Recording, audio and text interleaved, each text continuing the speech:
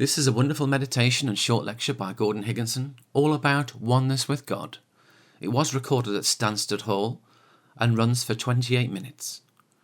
In it, Gordon gives us the wonderful spiritual key that to develop ourselves, we need to spend time sitting in the presence of Spirit and achieve oneness with God. In this powerful meditation, Gordon talks us through the 4 stages needed to achieve oneness with God, and these comprise entering the silence, moving to awareness, touching the presence, and finally achieving oneness with God. It's up to the sitter to work through these stages in silent meditation, and the silent meditation that follows lasts for 10 minutes. But repeated practice will be needed to achieve this. The short lecture that follows on oneness with God is one of the best I've heard, and should be required listening for all those interested in spiritual development. In it, Gordon explains that to become a better medium, we need to spiritualise ourselves and develop a relationship with God. By spending time sitting in the presence of God, we develop the spiritual aspect of self and unfold the spiritual qualities inherent within us. The recording is of excellent quality and is well worth a listen. I'm grateful to Tony Ilstone for recording this gem. I do hope that you enjoy it. Good morning. Good morning. I hope you are going to be nice and relaxed. Let's have a lovely morning session.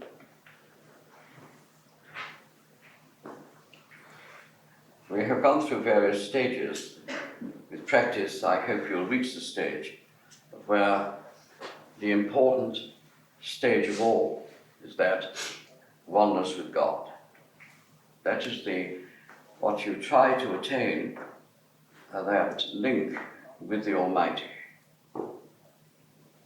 So you go through all these heavenly spiritual experiences to the ultimate. You realize then that you are at one with God, so that your mediumship does not become just another gift, but that you feel that closeness with God, that it is to work with God. And therefore, you have got to really be at one. That doesn't mean to say that you've got to be a perfect being, but certainly a spiritual one.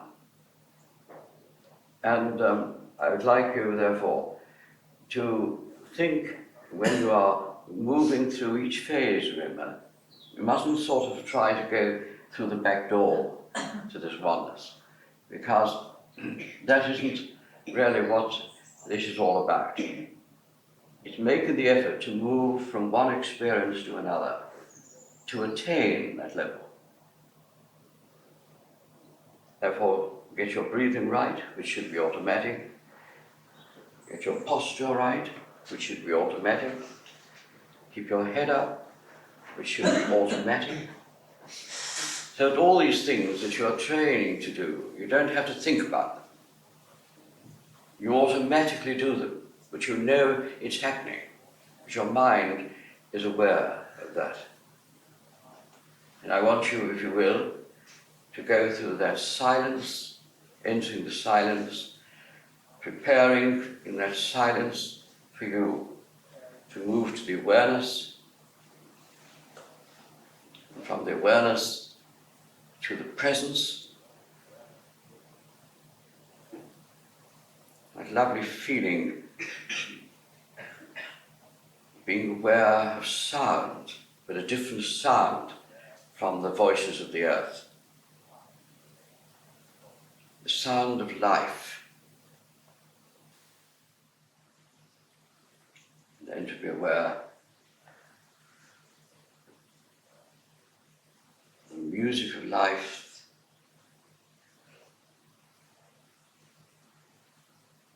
the angel world, and be at one with God. Because you should find joy from every experience of moving to the ultimate. In other words, to become spiritualized.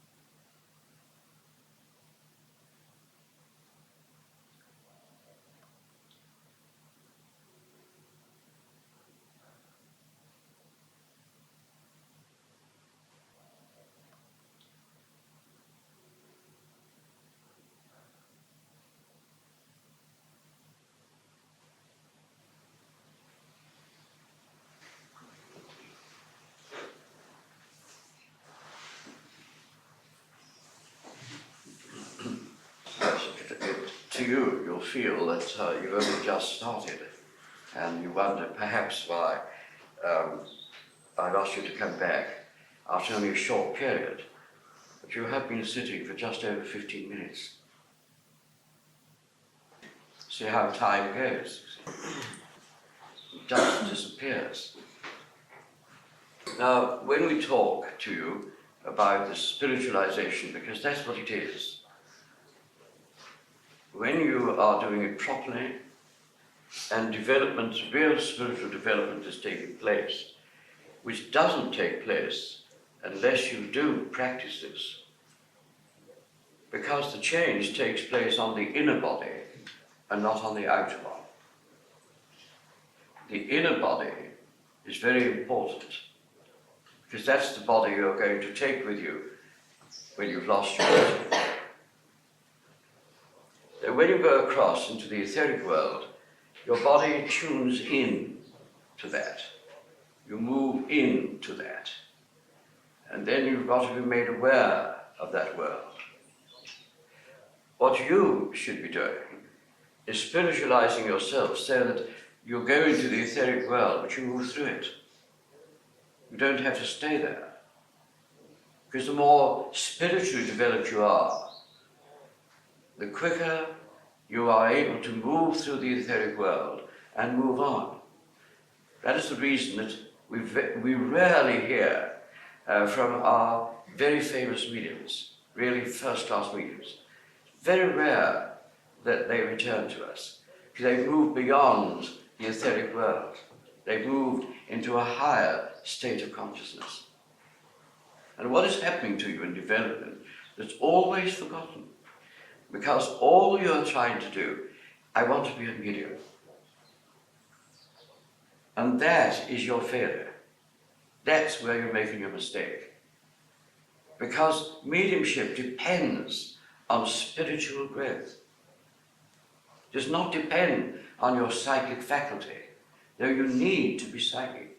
It depends entirely upon your spiritual growth. Because what's falling away from you is the material aspect of your life in development.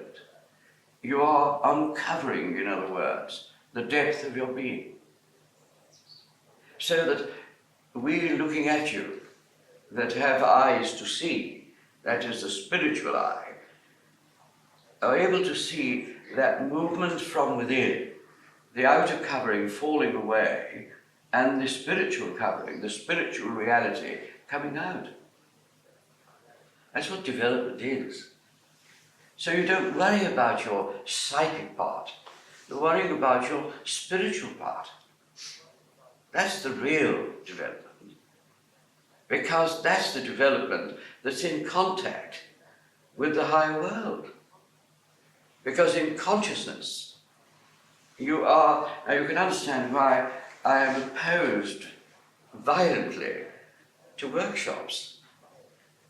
Because you're concentrating on the psychic and not enough on the spiritual. The spiritual is what you should be after. And it's that is development. It's learning to let go. It's learning to get to God. You can't go to God right away, because you're not ready for it.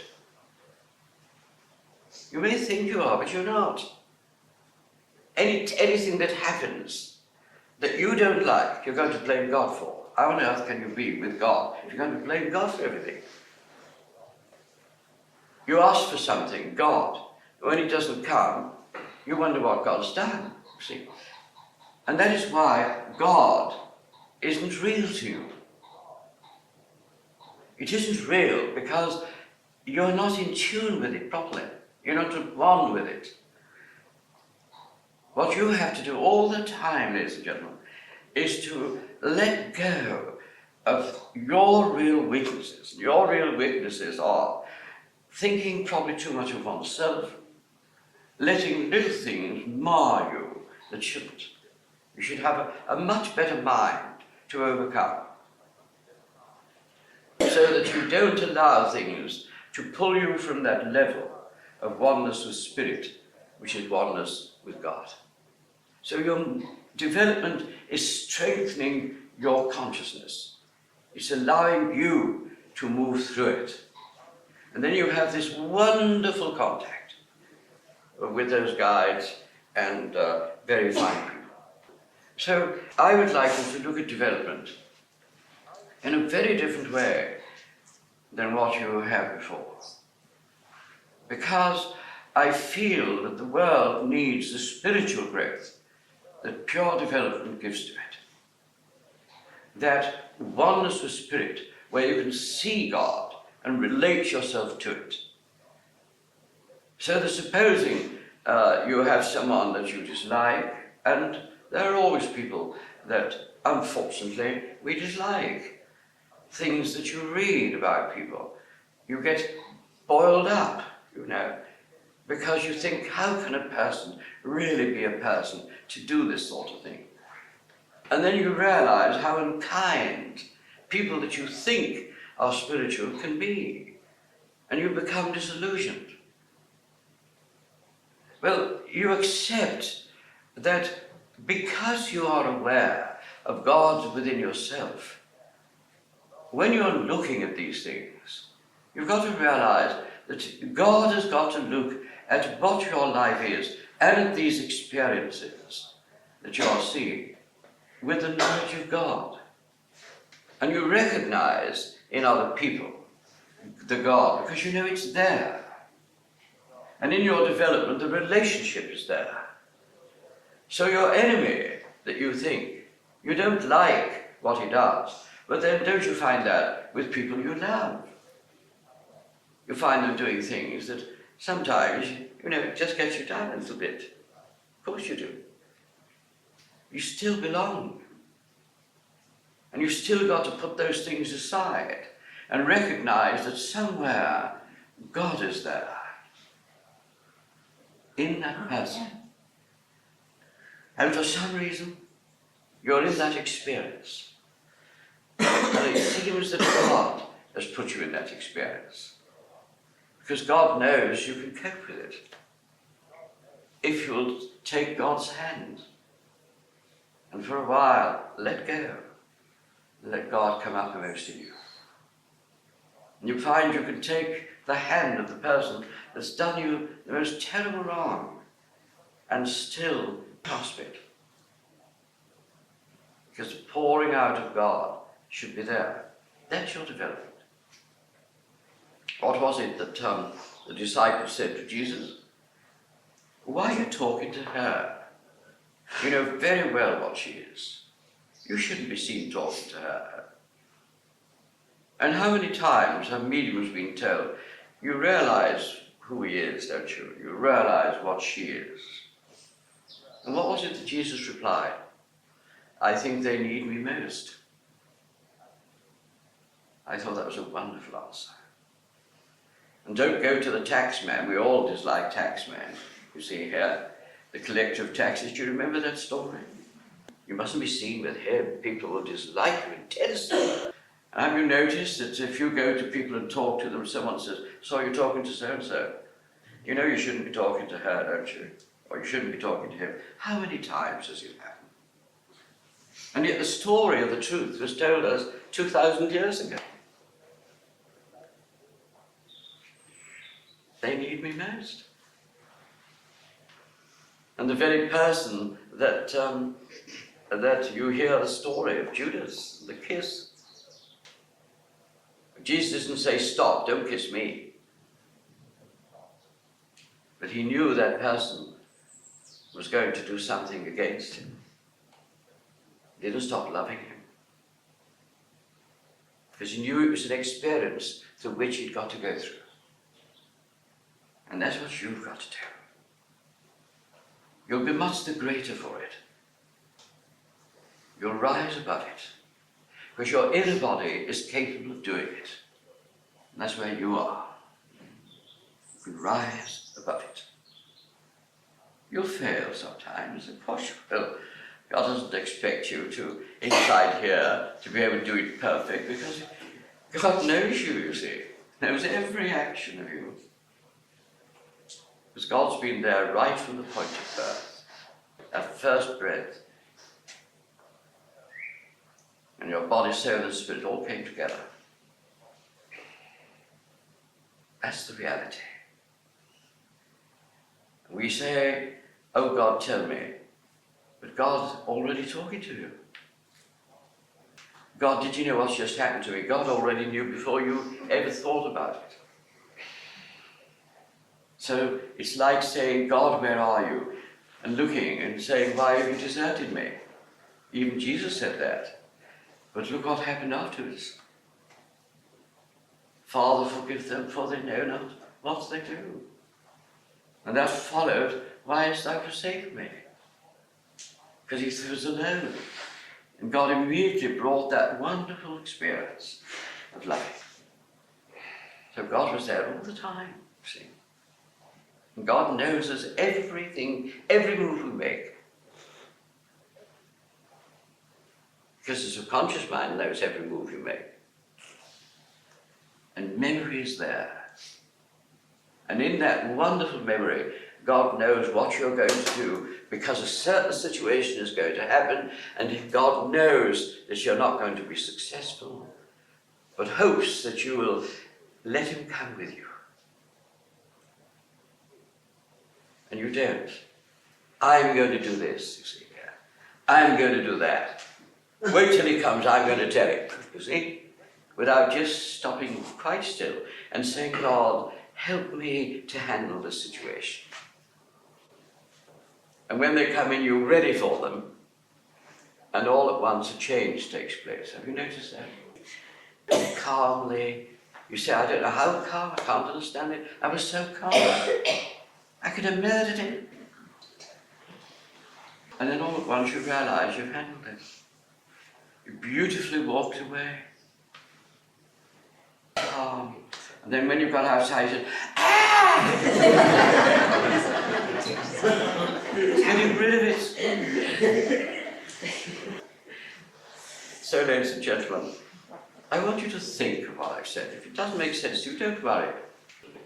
If you're not ready for it, don't worry. You will be. Because it's the only way. It's that true way of starting at the bottom and rising. Start with yourself and shake yourself out. And at the end of it, I'm the better person for it. And when you sit on your own, follow what I have told you. Don't start linking with the spirit world. That's where people go wrong. That's why they can't stop. Get to God. And be that God influence through you. Once you do that, you'll be fine. That's it. It's your last session. I hope you've learned something, Joy.